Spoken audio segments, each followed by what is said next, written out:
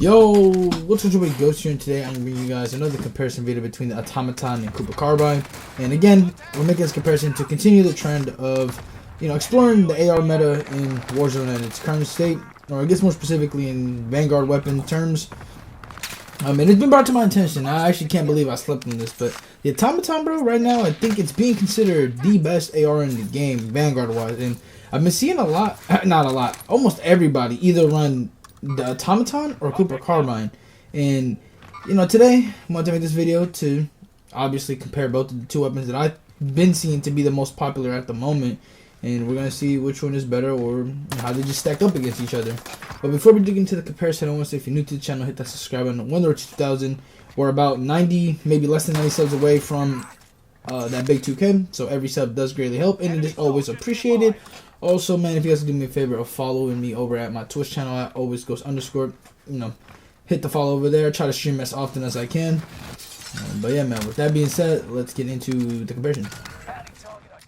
And then we have the recoil pattern for the Automaton, which as you guys can see is really crazy. And by judging off this, you would think that this gun had a lot of recoil and it was really hard to control.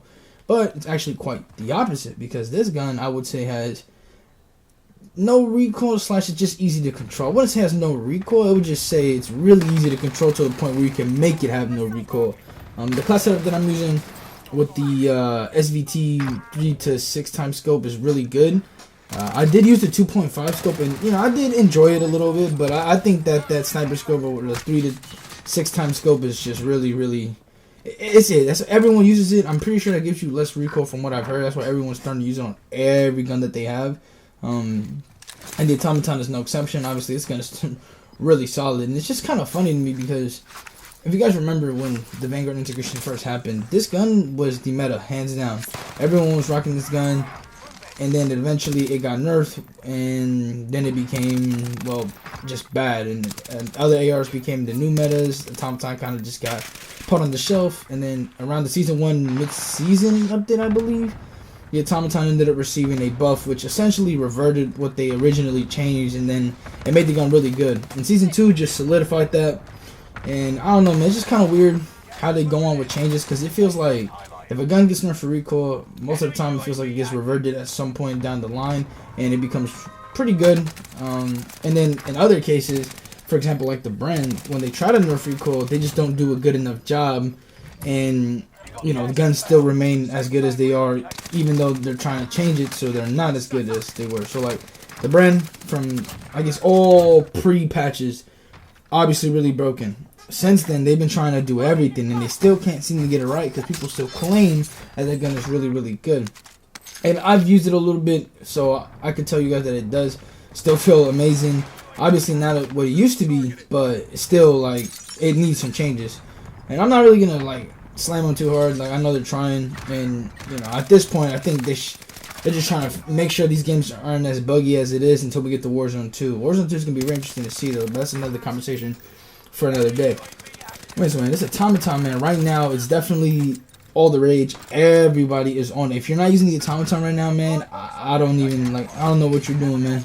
And I would even say that this gun competes with a lot of the Cold War Modern Warfare weapons. I know it's a little bit tough, but I mean, just the fire, just the same with the Cooper Carbine. These two guns, just because they shoot really fast, makes them have the ability to challenge the ARs from other games, which still, I would say, run the scene. But at least the Automaton and Cooper Carbine are two guns that can coexist in the world where, the C58 is back, or the FARA, or the XM4. I've been seeing a lot of those guns being used, but that hasn't stopped people from using the Automaton and Cooper Carbine in playlists where those other guns still remain dominant, which is good, because you want to have diversity with every gun, and every gun being able to be usable no matter the circumstances.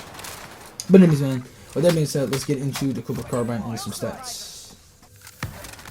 And then we have the recoil pattern for the Cooper Carbine, which, as you guys can see, is actually very similar to the Automaton. However, unlike the Automaton, it doesn't go all the way up. It actually has a limit, and it actually stops. And it actually looks reasonably controllable based off the recoil pattern. But who am I kidding, bro? All the guns in Warzone are essentially easy to control. But for the sake of this video, when you get your class set up for the Cooper Carbine and all that, obviously, if you're able to control recoil, recoil is really non-existent. And pretty easy to use, this gun. And it's always been a topic of conversation when it came to meta and Warzone.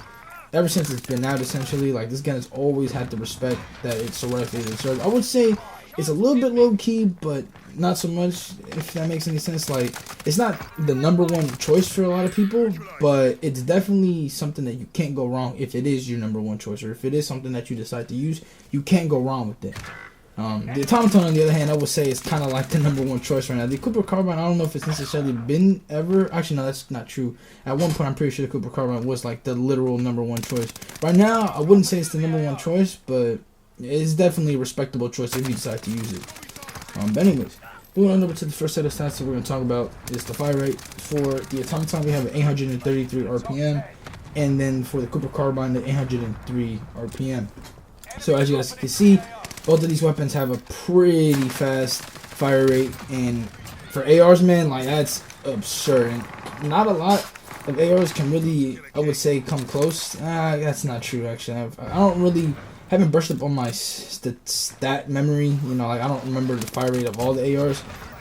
But you know, I'm pretty sure there's actually quite a few that actually have 800 RPM or very close to it. But 800 RPM, regardless, is actually really fast. It helps these two weapons stay afloat in a meta where the C58 and XM4 and even STG or even BAR have this crazy amount of damage, and you would think that these two guns, when you hear the damages, you're going to think, well, these guys don't stand a chance statistically to the other ARs that are currently being used.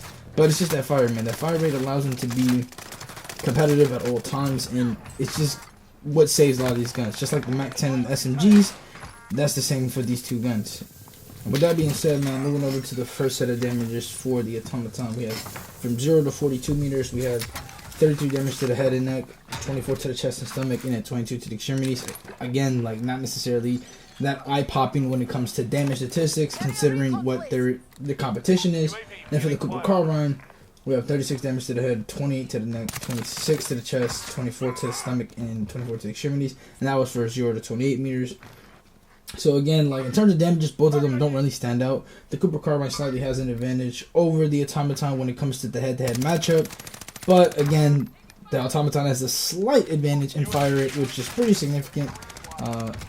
Actually, like, I would say, like, fire rate overall is, like, very significant. I always say this when I make a Vanguard comparison, because, like, I feel like for me, or from what I've seen and what I've heard, like, man, the fire rate matters the most when it comes to, like, Vanguard weapons against each other. Like, overall, I'm not really sure how that works, the scale works, but, like, when it comes to Vanguard weapons, like, that's what really matters between one another. And in this case, the Automaton, even though it's very minimal, the advantage is definitely there.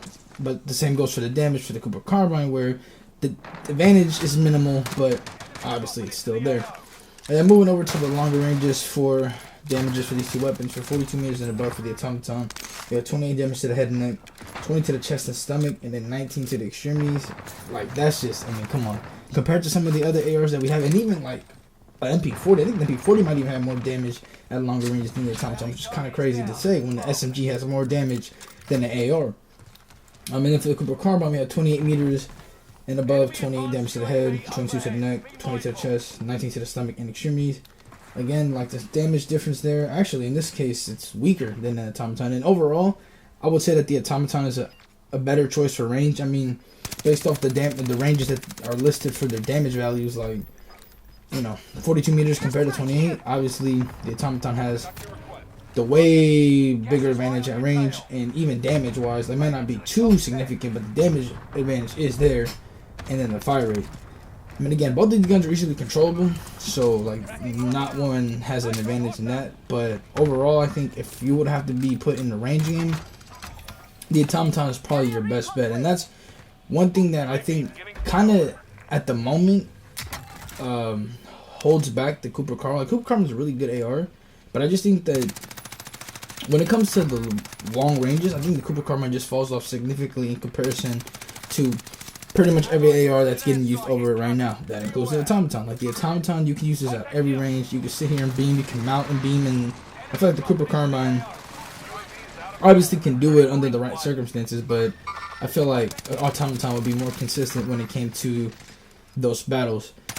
But yeah, man, with that being said, I guess I'm almost essentially give you guys my side without wanting to, but if I'm going to have to pick one over the other between these two ARs, I'm probably going to pick the Automaton. Like, the Automaton just feels so nice It feels so good when you're able to like control it well and destroy people. Like, it's just a gun that is #1 right now for a reason. Okay, I wouldn't say #1, but it's a top AR right now for a reason. Cooper Carbine is as well, but I think, you know, for you to pick one or the other would have to be personal preference. I like the Cooper Carbine. I think both of these guns are really good, but based off my experiences, I would just have to pick the Automaton.